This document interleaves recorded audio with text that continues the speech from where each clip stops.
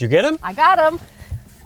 Dunkin Donuts. All right. So a lot of you have sent us messages saying that you love Dunkin Donuts, and I'm going to share this with you, Kevin. That we should try the chocolate glaze one and see if we can make a bigger bowl version. I want to see what the big fuss was about. Gemma, you could totally do these. Yeah, it's nice. I can absolutely recreate these, no problem. Saving us a trip to the donut shop. Let's do it. Then start the car. Saving you a trip. Yeah. So I'm excited to make some donuts. I'm going to start out by making my dough on my stand mixer. So into my bowl, I'm going to add in flour, sugar, salt, and some yeast. So just so you know, I use instant dried yeast, which gets added straight to the flour. If you use active yeast, you have to activate it in liquid. So I'm just going to give this a little bit of a mix up. And over here, I have some milk. And into this, I'm going to add in a little bit of butter. And then all I'm going to do is just take this away, pop it into the microwave and melt that butter and let the milk get nice and warm. So our butter's melted. Into this, I like to add in a little bit of my vanilla extract. And this just gives a lovely flavor to your donuts. Okay, lovely. Now we're going to turn on our machine to like a medium speed and we're going to add our wet into our dry.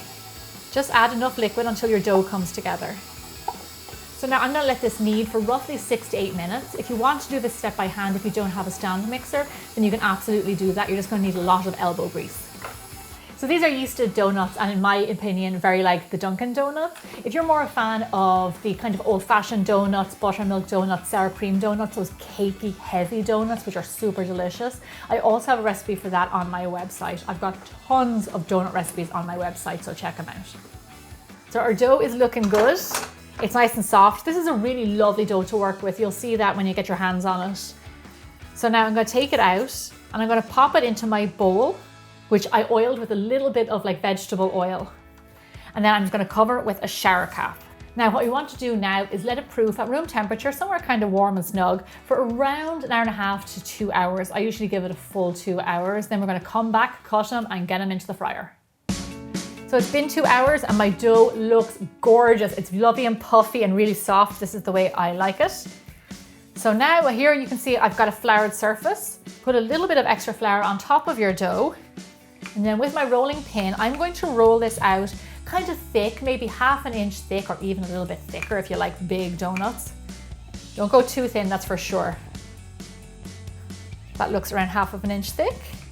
Okay, so now to cut out our donuts, we are not going to use a donut cutter because we don't have one of those. So we're going to use some scone cutters. Here's a 3-inch one and then the smallest one possible. And we are going to use these to cut out our donuts. So cut out the big circle all the way around. This recipe will make around 12 to 14 donuts. And then with your little baby cutter, go and cut the holes. Who doesn't love a good donut hole? For some reason it tastes different than a regular donut. I don't know why, maybe it's the shape. So donut dough is very forgiving, so you can re-roll it after you've cut out all your donuts and get even more donuts. Now I'm going to lay my donuts onto a tray lined with parchment paper. I'm going to set my donut holes over to the side because they proof separately because they proof much faster. With my big donuts, I'm going to cover them up with some cling wrap. I'm going to put a tea towel over them and I'm going to let these proof for around 20 minutes to ½ an hour or so. I want them to get nice and puffy and grow. So I gave my donuts ½ an hour and they are looking perfect. You can tell when they've proofed correctly because they're kind of rounded and softened out. So I'm just going to leave those there. I'm going to keep them covered. And over here, I have a heavy bottomed saucepan and I'm going to fill that with a few inches of oil. We don't have to deep fry them, we're going to shallow fry. You can use vegetable oil, sunflower oil, canola oil. And then we are going to heat that up until around a medium heat. You don't want your oil to smoke, but you also don't want it to be too cold. Otherwise the oil will seep into the donuts. Okay, I gave this a little bit of time and the oil looks like it's hot enough.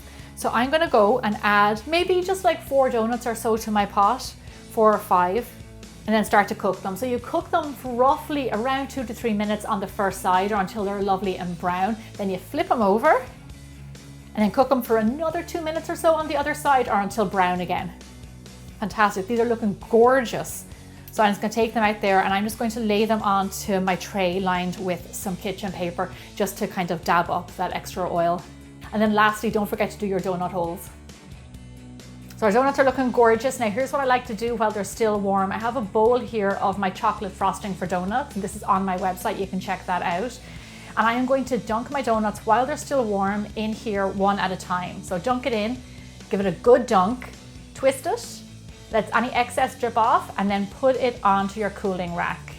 And while the frosting is still damp, I'm going to sprinkle over my sprinkles. You want to do the sprinkles after you dip them because your glaze will set. Then just go ahead and do all your donuts. Okay, so are these donuts better than Dunkin Donuts? I'll let Kevin be the judge. Okay, Gem, it was time to make the donuts. And you did it. Wow, Gem. The flavor of the donut combined with that chocolate frosting on top, that is just awesome. Like, I love this. I mean, I can't believe you can make donuts like this at home. It took no time at all. They're super delicious. It tastes like a real legit Dunkin Donut, don't they? I think so. Well, I think so anyway. Let you be the judge of that. Head over to my website. The recipe is on there. Let us know what you think, and we'll see you back here again really soon. Thanks, guys. Good going, Gem. How about vanilla next time? Vanilla, oh yeah, vanilla glaze. Oh, yeah. Love vanilla glazed donut. Yeah.